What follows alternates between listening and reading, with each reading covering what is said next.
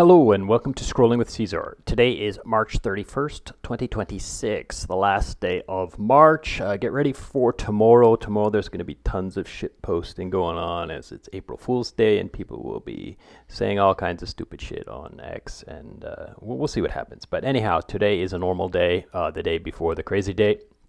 And the news is as usual. It's pretty good. There's a few cool little things that I found today, and I'd like to share with you. But as always, this is not financial advice. This is all just my own biased hot air with a little bit of music. Anyhow, so taking a look at the chart, ETH and BTC are up a little bit. So they pumped yesterday a little bit and then sold it near the end of the day, and now they've kind of recovered that selling. Are we going to Valhalla? Who knows, right? Who knows these days? I don't even know. I was considering yesterday opening a small perp position. I chickened out though. I didn't do it. I was thinking about it, but then I didn't. Maybe I shouldn't call it a perp. I wasn't thinking about perps. I was thinking about doing just like a leveraged long on protocol FX, but I didn't do it because I kind of just chickened out. But anyhow, that's that. So you can do what you want to do, but it looks pretty good to me. Gold is even up 2%, so gold pumped pretty good back into my range. It's, who knows what's going to happen again. Yeah, so that's that. What else do we got? We got hype. Hype is down the 2%. So I did see some FUD on hype recently, but I can't recall what it was actually. Sorry, but anyhow, so there's that, and let's move on to Pharaohs. So today I'm going to, again, I'm not going to read the digest today. I'm going to kind of look at something that I just kind of playing around with this and looking at stuff, and I found this to be pretty interesting. Okay, so first of all, so if we look at USDC, so we have USDC coin. And the top protocol that holds USDC is Radium, which kind of like is a little bit misleading because, if we go to stablecoins per chain, obviously Ethereum has $160 billion worth of stablecoins. Now, most like the dominant is USDT, but if I do open it up, like there is 51 billion USDC on Ethereum.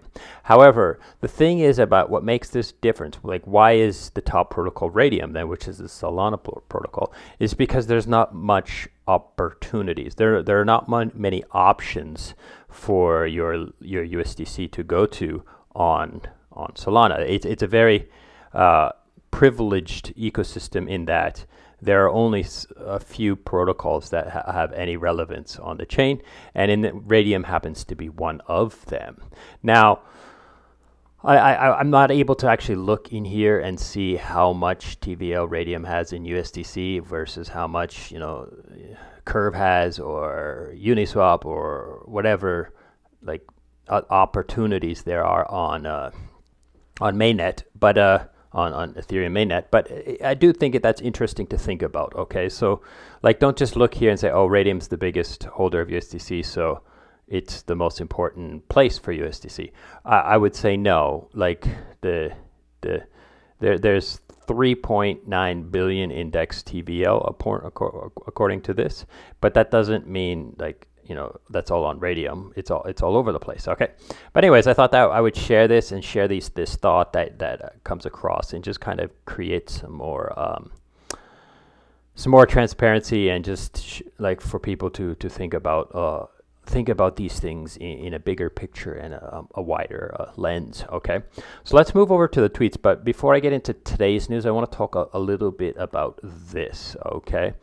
So yesterday I talked about this video that Bantek shared. I watched it in entirety and then I retweeted the video out just to say like basically what I feel about this.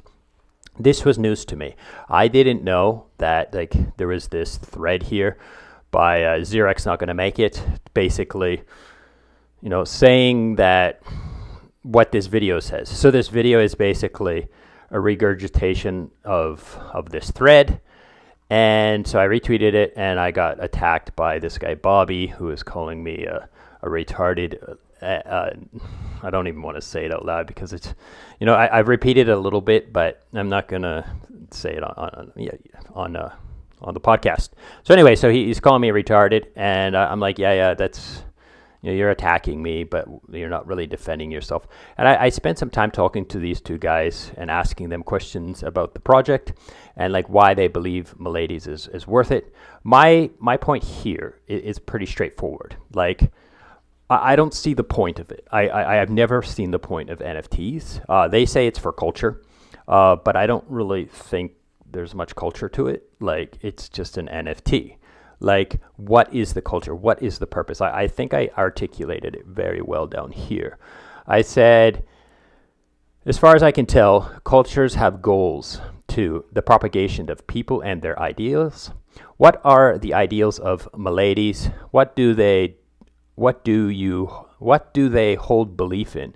What do they cherish? And therefore, what do you cherish and wish to share with the world by tagging yourself a member of this culture? And then he says, log off and it still exists. And I'm like, well, actually, the only thing that exists with Miladies is the token ID. And most NFTs are like this, and even my NFT is the same. They have the power to just like wipe out all the NFTs images and just put anything there. Like that, the admin has this ability. So it's not really a culture, but. So I was asking them all this kind of stuff, and they just kept attacking me, calling me stupid, moron, and so forth. And it's just kind of like I don't see the point of it. Like, okay, maybe this video, this conspiracy, whether it's true or not, is like it might be true or not. But I don't see the point then of risking yourself, putting yourself in there, and tagging yourself a member of some community when the community might be a pedal ring, or it might just be pointless. Like they weren't able to give me any reason to join this community. They were just throwing tag words at me like culture and art and stuff like this, and it's like I don't understand. Like, maybe I'm stupid and I'm not cool, and I just think too much with my logic, and I want a reason to do something, but I don't see the reason for this. Now, I have got into DMs with somebody who's going to explain to me his reasoning, and if he gives me something better than what these guys have given me, then I might change my mind. I might actually respect it. And I do think there's a lot of people, a lot of people who have Miladies who are not have anything to do with what this video talks about. And they don't even know about it. They don't care about it. And it's just a fun, cool PFP to have. And they've got money to burn, so they're playing with it and stuff like that. And then there are, of course, a lot of people who bought them, and they want to see them increase in value, because that's what a lot of crypto is price action, and they want to make money. And of course there will be that case as well, but I don't know. Like, to me, I'm hardcore. Like, what does the token do? Like, why? Like, why does it need to exist? And what kind of system does it support? And so forth. There was another point in here where I was like, if it was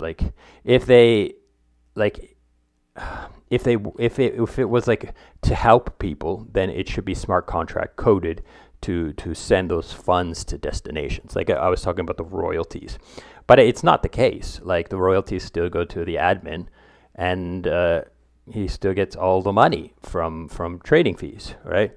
Which is okay, but that doesn't mean, like, I don't know, I don't understand why people want to support this and so forth. But again, like, I'm ignorant. I don't follow NFT culture. I don't hold a whole bunch of NFTs.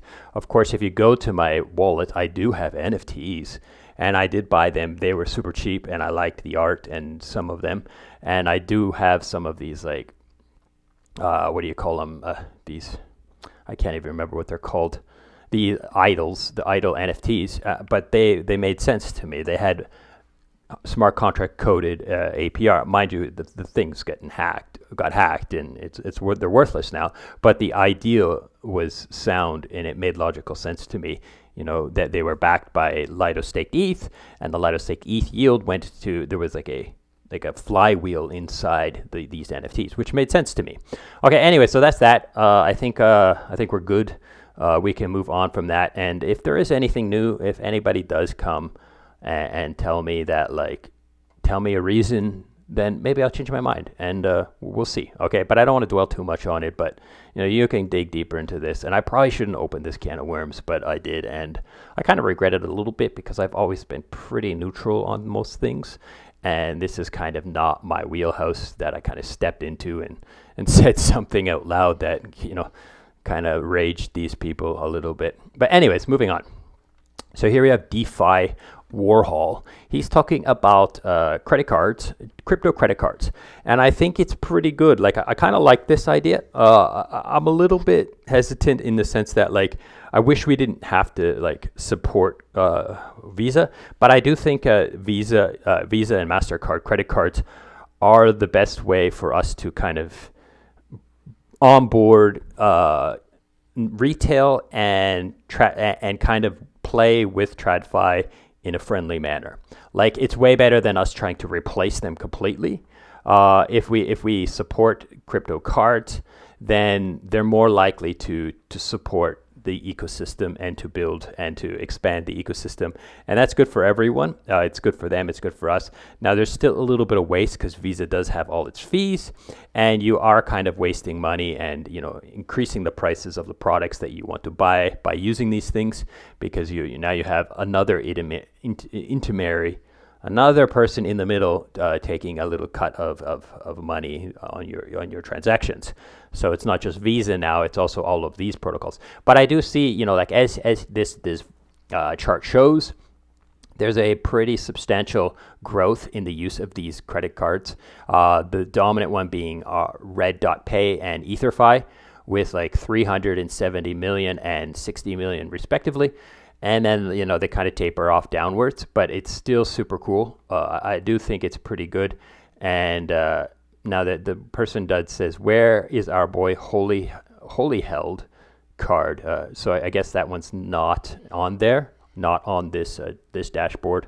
But anyways, I just wanted to mention that my thoughts on this and what I think about this, and how I do agree with this, and I do think it's a net good for the most part. Okay, moving on. Here we have Rand Group.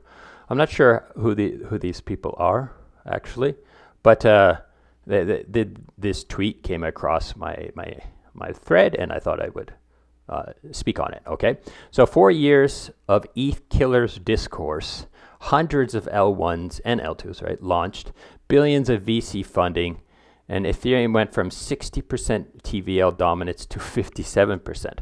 So if you look through this, there's just like the major chains, and before they were at 60% dominance, and now they're at 57.4. Solana and BS Smart Chain being their major competitors. Bitcoin, I don't know, how is Bitcoin? Let me see. Maybe this is some like Bitcoin EVM or something. I don't know. How does Bitcoin have 4% dominance? So I don't know. Crypto Rand, can you explain that to me? Like, why is Bitcoin in here at 4% dominance? Chain TVL. Oh, okay, that makes sense. So it's chain TVL because Bitcoin is only the Bitcoin, right? But Ethereum has Ethereum and all of the stable coins and all of the other little coins and all of the meme coins and all the NFTs and all of these things that have quote unquote value and jack up TVL substantially. Okay, so moving on. So I thought I would share that. So ETH is still going quite healthy, and I think it's still dominant, and I'm not afraid to hold my ETH, that's for sure. Okay, moving on. Here we have an article by House of Chimera, and they did a deep dive into Liquidity, bold stablecoin. And basically, the main takeaway here is that, if you are an ETH holder, whether you hold ETH, WST ETH, or RETH, and you want to borrow some stablecoins, this year, Liquidity version 2 has been by far the cheapest place to do so. You set your own rate. You can make it fixed if you want. but you can also delegate it to an interest rate manager so that they can make sure you don't get redeemed. If you don't know how this protocol works, I highly suggest you check my channel. I have a deep dive explainer how it works, and you can understand it. But this thing basically just kind of goes into it and shows you like different kinds of interest rates, and then talks a little bit about some other things. I'm going to read the headings for you, and then you can kind of decide if you want to read this article in entirety. So, realized rates averages, so cheapest place to borrow, mechanism design, user set rates versus utilization curves. So again, you can set your own rate instead of having to monitor it as much, right? You might want to monitor it, but because you might get redeemed, but you at least you're not going to like wake up and it's going to be at like 35% interest, right, on your debt, right, which has happened on different places. Okay. Volatility and rate correction. I don't know what this is actually, so I should read it. Analysis of the borrow rates versus AVE is closely correlated. So AVE, Morpho, Compound are closely correlated and share similar utilization and liquidity pools. Liquidity correlation is negligible. 0.22. So prediction market budgeting. I don't want to read it all out loud to you, but yeah, basically I think what it's saying here is that like all the other places are pretty correlated on their interest rate. So if it jacks in one place, it jacks in all the places except here. Okay. Capital efficiency and LTV. So yeah, on ETH you have an LTV of like 91%, whereas on AVE you're like at 70 to 80.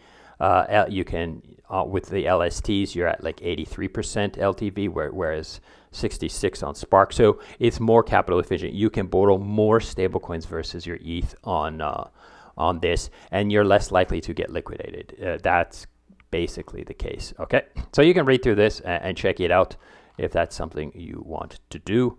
As always, like I highly support Liquidity and their ethos, and I use their protocol myself. Okay, moving on. So here we have ETH strategy. ETH strategy is kind of going on this like rampage of just like retweeting people with slight changes to their message, which is interesting and kind of fun, and I like it, and it's better than silence, that's for sure. So ETH strategy says ETH is underpriced. So they're retweeting BSC News. Breaking, Coinbase research chief says Ethereum is mispriced. Coinbase head of research claims ETH is undervalued ahead of ETHCC conference starting Monday. Okay, so yeah, I think ETH is highly undervalued. I think it's the utility of ETH is just astronomical. And I feel like maybe it's undervalued because we're not burning like crazy anymore because blobs and stuff. But anyhow, yeah. So here we have Yearn. Yearn is inviting more people to come and join the chess event that starts in 2 days. Sign up for it. If you are at ETHCC and you like to play chess, then go and play some chess with these guys. I think it's fun. I think this is cool. It's better than just going and getting socks or stickers or what have you. Go and have some fun and play some chess with some people. Check it out. Here we have Frax. Frax is talking about FXUSD is better, and they're talking with Better Money Company. They have partnered with Better Money Company. And what is Better Money Company? I did a little research. I read a little bit. I don't know exactly everything, but as far as I can tell, this is how I understand it. Basically, they are planning to make they are already making a clearinghouse for stablecoins. So the idea is that they will accept many stablecoins into this clearinghouse, and they will take on the risk of peg or redemption mechanisms. So it's like basically like a liquidity pool that treats all these stablecoin partners as one-to-one, and they will just basically let you swap through there. And this is what is needed in order to integrate banks into stablecoins.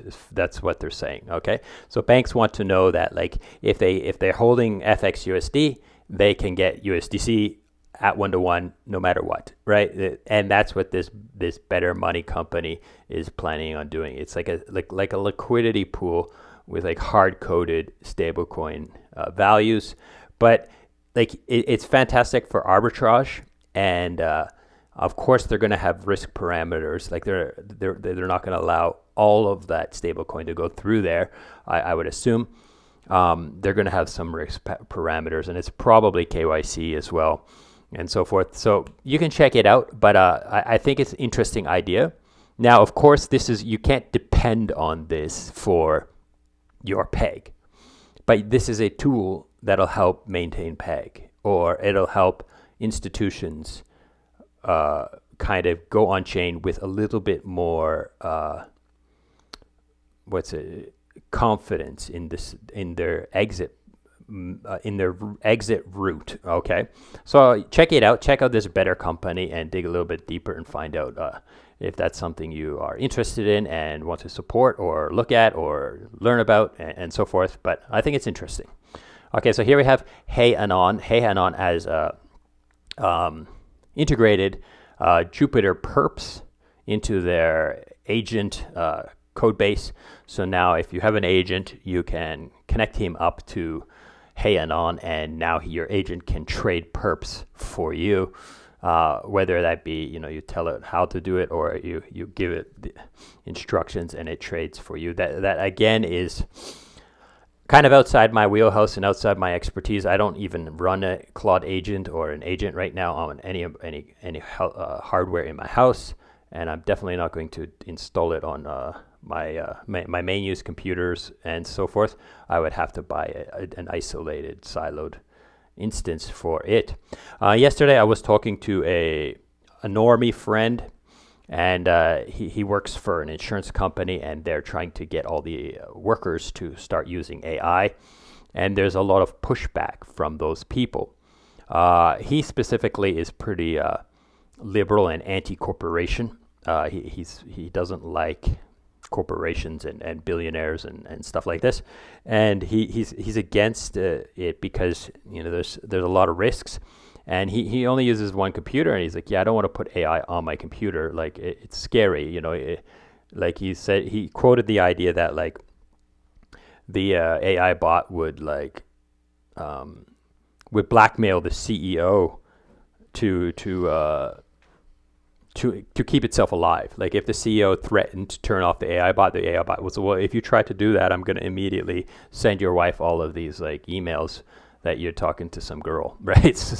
So yeah, there's both sides of this coin. I think it's like I heard a very good analogy or a very good metaphor to use to talk about it. It's like a knife, okay? You can stab people in the face or in the heart, or you kill people with the knife, or you can cut sushi and butcher steaks and stuff like this. So you've got both sides of it's a tool, right? And there are some scary parts to it, and it's way more scary than a knife, because a knife is very predictable, right? But an AI agent has a lot more unpredictability than a knife. But anyhow, let's move on to deepdivecrypto.eth. Deepdivecrypto.eth is he's talking about Gauntlet and the Resolve USDR issue. So Gauntlet says, so far Resolve has not issued a redemption plan following exploit. We continue to pursue all avenues for full recovery. To minimize the impact, we conducted market removal actions on the vaults following time locks. We were able to realize recoveries from this. I'm going to keep reading because I'm loading it up, so bear with me. Realize recoveries from this incident. We expect to set up claim contract for affected suppliers. USDC Core removed 7.6 million. The following vaults will be deprecated with no new permitting. So these vaults here, they've got a list of basically, the tokens of Resolve versus USDC, and they're all just closed down, right? So Deep Dive's like, strange way to communicate, you just burned 30% of your depositors' money. AKA, losses were immediately socialized across depositors in that V1 Gauntlet Vault. 7-day performance, minus 99% APY.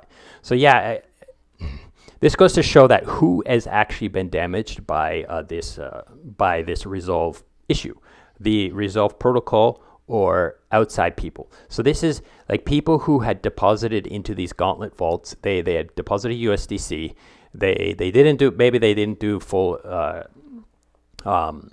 due diligence, or maybe they did do a lot of due diligence, but obviously it wasn't enough. And they ended up exposing their USDC to this Resolve's USDR stablecoin. And now the people who are shit out of luck are the people who did that, not the people who used Resolve, the people who actually were using protocols that were integrated with Resolve. And, so Gauntlet, Morpho, all of these, Fluid, all these protocols, they're the ones shit out of luck. And here is a tweet by Resolve Labs and Ivan Ko. He's apparently the co-founder and head security of the protocol. He's got like a 4-minute, 420. That's so funny. A 4-minute and 20-second video here where he talks a little bit. He's giving some updates. First of all, he talks about the idea that the lawyers are engaged and they are filtering what I can say. Number 2, he says, this was not an insider incident. There's no evidence that this was an insider incident quite yet. So that he's trying to squash that theory, or that those speculations that someone did it on purpose, right? But this is the part that sounds scary to me. It says, why were whitelisted USD redeemed first? Verified wallets allowed the team to act within 24 hours to manually and limit further impact to the broader market. 98% of those redemptions are complete. So to mitigate damage, they allowed all of the people who had minted USDR to redeem for the collateral that was there. So basically their LPs, their users, they gave them back their money. And then the people who were affected by, third-party protocols, they have to wait and see what happens. And that's what I'm taking from this, is 2 things. Number 1, it's probably not insider. Number 2, the third-party protocols are pretty SOL until they figure out what they're going to do. But the actual users, we fixed them. We took care of them. That's basically the idea of that. It does say here, what about the post-exploit USDRs, LPs, and RLP holders? The remaining steps involve legal, technical, and ecosystem coordination across many counterparties. There is no single obvious solution, only a set of trade-offs. The goal is to find the most balanced outcome. I think the most balanced outcome would be to take everyone, pause the entire protocol, take everyone that has ever used it, both the liquidity providers, so the actual people who minted, as well as the people who were exposed, and socialize the losses across everybody. Not give preferential redemption at full value to the people who minted, whereas the people who were exposed because of partnerships, they're SOL. Now, I don't know legally what the case is. I don't know legally what has to happen and who they're supposed to favor, or if anyone. But that's kind of, in my moral heart, that's what I think is the right thing to do. Everyone who was exposed to this should socialize the losses across everyone. I think that's the fair thing to do. Now, maybe that wasn't possible because of the code system, like redemptions were not pausable or something like this, or minting was not pausable, and they had to basically stop the flood of USR back into the system because it was way below peg, and people were able to extract more and more value through arbitrage and stuff like that. I don't know. But anyways, that's what I'm taking from that. Again, I was exposed to this with Fluid. Fluid covered the bad debt with their own treasury, and I was able to get all my money back happily, luckily, and that's that. Okay, let's move on. So here we have a Protocol FX. I talked about them today. I was thinking about leveraging with them. They're doing a talk. They did a talk at ECC. I like to see protocols I like doing these talks. You can watch that. It's on YouTube here. I did watch it. And basically, it's a TLDR on what is Protocol FX and how does it work, and a little teaser on the new perps that they are going to drop, which is Protocol FX 100 or something, FP 100. I'm sorry. I will check into that when it is live, and probably do a snack sandwich video on it if there is something there that is new and technically technically novel. Okay. So yeah, you can check out this keynote speech. Like I said, I'm happy to see that protocols I like Protocol FX, doing talks at ECC, because their ethos is aligned with me. Like they want on-chain decentralized money to exist, and that's what they're pushing forward. And yeah, so you can check it out, and I highly suggest you check out Protocol FX, whether you watch this video or not, and decide whether or not it's something you want to expose some of your assets to. Okay, moving on. So here we have JFab ETH. He's talking about the institutional growth the institutional growth lead at Canton is either deliberately lying or he doesn't understand how Ethereum, Solana, and its own products work. Let's quickly dissect these claims. So you can go through all of his claims. I'm going to read the claims. And I don't want to read his entire tweet, but I will read the claims and so forth. So Canton, Solana, and Ethereum have the same permissionless properties.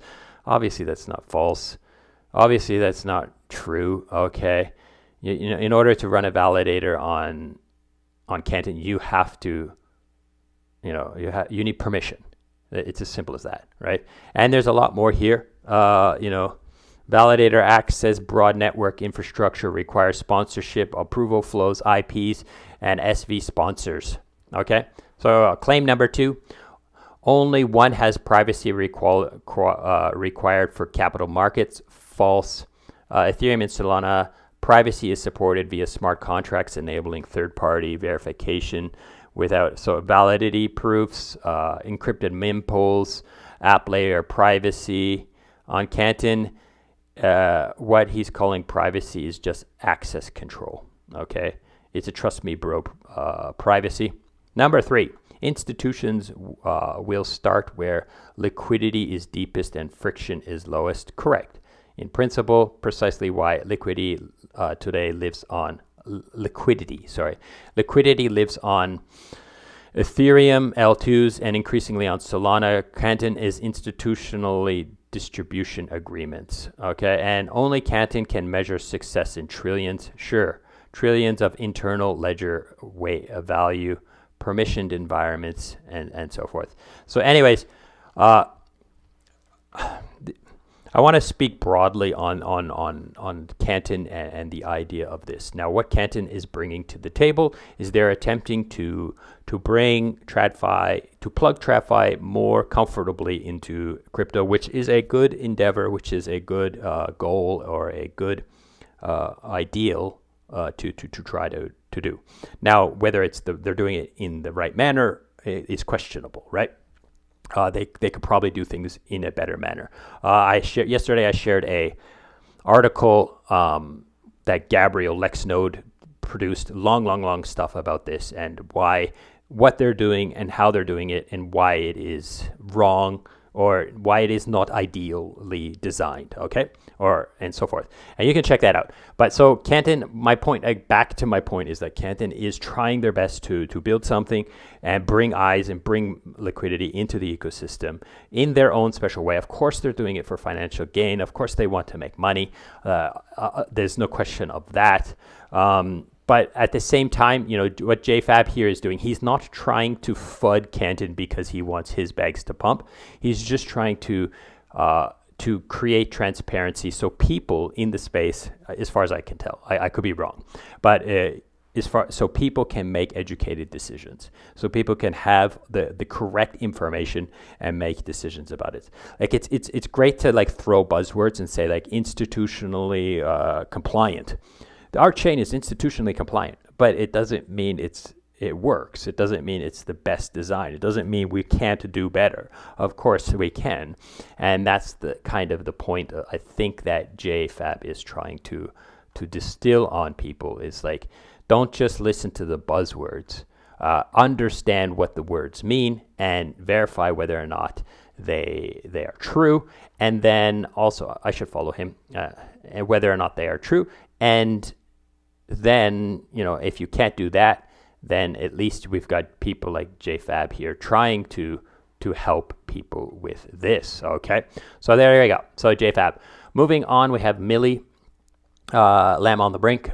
He is he retweeted Pump Fund Ecosystem. So Pump Fund Ecosystem is got a tweet here saying, almost $1 million purchased, buybacks purchased in the last 24 hours. And then Millie's calling it out and say, I'm going to put a cynic hat on and say that there must be some kind of scheme here. According to DeFi Llama, Pump currently generates $400 million in revenue, with most of it being used for buybacks, so 90% or something like that. That's nearly half of the circulating supply. The math doesn't pass the smell test, in my opinion.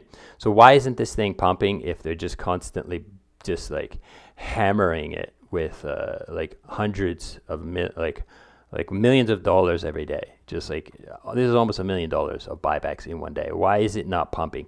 It's the only reason why it would be pumping is because there's inflation somewhere, or bag holders are just dumping like crazy, and the ecosystem is just buying back their tokens. Now, I replied to this and I'm like, I can't believe that the people are still trading pump coins. So yeah, this guy's there's a guy here who basically his comment is not on whether or not Millie is correct. He's just like, oh, look at your coin, and shows a chart of Millie's coin, which is called Truio. Now, Truio does not have any buybacks going on, so there's that, right? But anyhow, so I just hate it when people do that. Like you throw an argument on the table, and instead of them debating that argument, they attack you in some personal way, and it's just very, very common. Okay, moving on. Okay, so I talked about this already, so I've got a double tweet in here. So here we have Project 11. Google sounded the quantum alarm. Today they released groundbreaking progress towards breaking crypto using quantum computer. TLDR, existing cryptographic is dead. Mempool attacks are real. We must mitigate the post-quantum now. And then a thread. He's gone through and read that. I did see someone else mention that, like, look at this. Justin Drake is part of this article writing. So he's participated in this, and we all know who Justin Drake is. And if you don't, he's one of the head researchers at Ethereum Foundation, or Ethereum, and he's trying to solve this quantum. So him co-authoring this paper shows that he's plugged into what is happening, and the solutions that he's trying to develop with his team and the rest of the core devs are, at least we can assume, are educated. Now, this kind of stuff is way beyond me. Basic algebra is pretty much the extent of my mathematical skills, so I cannot speak with any sort of like expertise on this stuff. But this is a pretty cool thread where he kind of goes in and this Project 11 goes in and talks about specific aspects of it. I would highly suggest you read it. I haven't read it in full. I did kind of read through a few of the threads, but yeah, so I think it's pretty something that you should at least put on your radar and think about a little bit, and adjust your risk evaluations based on this information and so forth. Now, I'm not sure Project 11 which side of the bias they are on, or whether or not they are actually quite neutral. But like, for example, look at this one. Google considers the underlying quantum circuits too dangerous to publish. This is first time this has happened in quantum resource estimation. Google is treating blockchains like a security vulnerability that will be exploited. Okay, so Check it out. The price hasn't reacted to this yet. Nobody's dumped massive bags of ETH and run away. But anyhow, let's move on. Here we have Marius from Camino, I guess. What is he? Co-founder of Camino, and he's got some 5 points takeaways based on the Resolve USDR solution. Sorry. And here are some of here are his thoughts. Okay, number one, as a lender in the market, you are providing passive bids for the collateral in the market, similar to an AMA. So yeah, if you are lending USDC to collateral, you're basically saying, I'm willing to buy that shit, right? So think about that, okay, when you are doing it. Okay, number two, the more collaterals, the higher the LTV, and the higher the LTV, the more you can be adversely selected since you are passive. More collaterals, more token oracles can go bad. Higher LTV gives the attacker better exit price. So what does that mean? Like, what does he talk about? Like, if you have a shit coin, if you're supplying USDC to some coin and that coin loses its value for some reason, then people can immediately take that coin and borrow your USDC. So you have to be aggressively, you can't be passive. You can't think of lending your assets on these markets as passive income. It's not something you can just throw your money in and just be like all good. You have to assess that collateral and you have to monitor that collateral for the most part as well. Protocols and risk curators should integrate many circuit breakers as possible into their core logic. If the protocol worked as intended and didn't prevent a situation like this, it was badly designed in the first place, which is why job is never done at 500 lines of code and should only be a meme. Number four, lending protocol without integration risk management is like a car without brakes. Exactly. Do not disrespect the market. Risk will actualize into loss at some point, and nobody is immune. Your job is to minimize the surface area and pretend it doesn't exist. Okay, so, and he's like, I commented on that, and I said, I agree with these. Most markets should not be considered passive. You are better off depositing into a vault that has risk automated with keepers and pay them their fee. So what am I saying here? Like a good example of this is Yearn. Yearn is more likely to react to these upcoming situations, pull your liquidity for you, and and deploy it elsewhere. They're more likely to do that than you as an individual. But you have to pay them for this right? You have to pay them for this service, but that's the cost of doing business. I think that's safer. Now, is Yearn the most safest place to ever put your money? Perhaps not. You're probably better off putting it in GICs in your bank account. If you're holding stable coins, and right now the interest rates are pretty good in TradFi Bank, you might be better off doing that. But if you don't want all your money in your bank and you want it in crypto, I think there are protocols out there, as an example, Yearn, that have these automated circuit breakers, these keepers that are monitoring stuff and will take action while you're asleep. Okay, so think about that. You do deposit where you want. You put your money, and you do your research and figure out if that protocol is actually trying their best to protect your assets. Okay, moving on. So this is kind of crypto related, but kind of not. The next little few are semi-crypto related, and then the last one is not, right? So this one here is like Anthropic accidentally leaked Claude code source, and someone made a copy of it onto GitHub. In just 1 hour, it's already got 1,500,000 stars. The Claude code was leaked. Someone uploaded it to GitHub, and now there's even like public websites with this Claude code all thrown on there. And apparently it's pretty bloated. Apparently this Claude code it has like Tamagotchi like stuff in there and all kinds of weird stuff. But anyhow, if you are a dev and you want to play around, there's this. It's probably going to get pulled down from GitHub pretty quick as well. But there are some open source now sharing. This code has become open source. Put it that way. Like it's there. There are places where you can find this to download it if you want it. Okay. So anyhow, check it out. Moving on. This is even more scary. So apparently, the latest Axios pull package had like an exploit in it. So basically, the way I understand this, I'll dumb this down. You can read through this guy's post and understand it, what he's saying. But basically, the way I understand this, now bear with me, I'm not a dev, but I do have a lot to talk about in this idea, is that the NPM. So this is like a thing that, if you don't know, I'm going to dumb it down completely for you.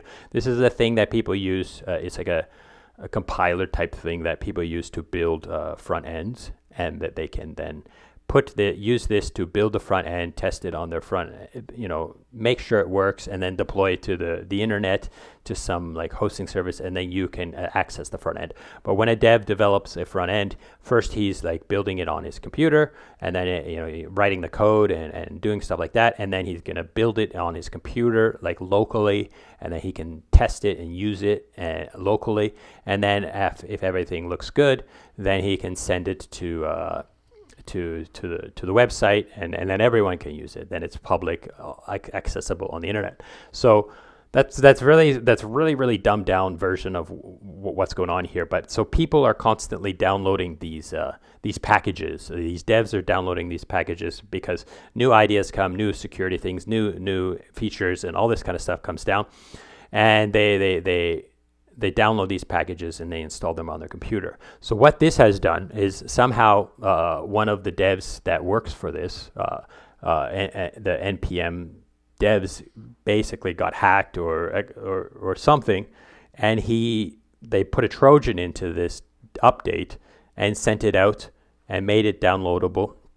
And perhaps some people downloaded that package, installed it on their computer, and now the dev's computer has a Trojan on it. And basically the Trojan is just like, they're going to send all of his passwords. And it's basically, if you think about it, like this is what could have happened with Resolve. Like, how did the dev leak the private key? Maybe he had it saved on his computer and he downloaded this, and then this Trojan sent the private key to the hackers, and the hackers were able to take that private key and hack the protocol. That's kind of like the flow of what you could see could happen with this problem.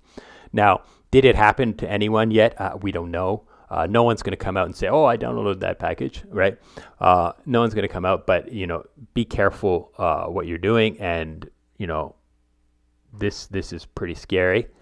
That the team that is creating these Axios was able to get hacked and leak and allow a Trojan to be uploaded as a package for devs to download.